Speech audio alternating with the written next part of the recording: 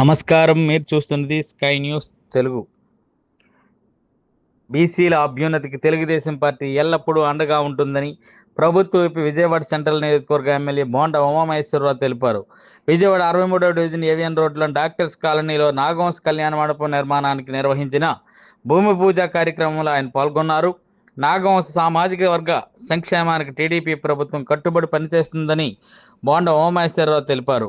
గతంలో సంక్షేమ భవనం కోసం స్థల సేకరణలో సహకరించామని, నేడు భవన నిర్మాణానికి భూమి పూజ జరగడం ఆనందంగా ఉందన్నారు.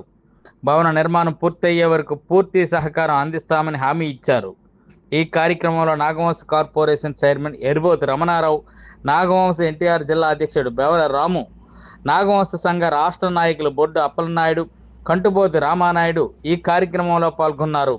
తమ్మిన గణేష్, కాళ్ళ సత్యం, డైరెక్టర్ మొగర ఆదిబాబు, ఎరుబోతు కనకారావు, కాళ్ళ ఈశ్వరరావు మరియు వివిధ జిల్లాల అధ్యక్షులు, కార్యదర్శులు పాల్గొన్నారు.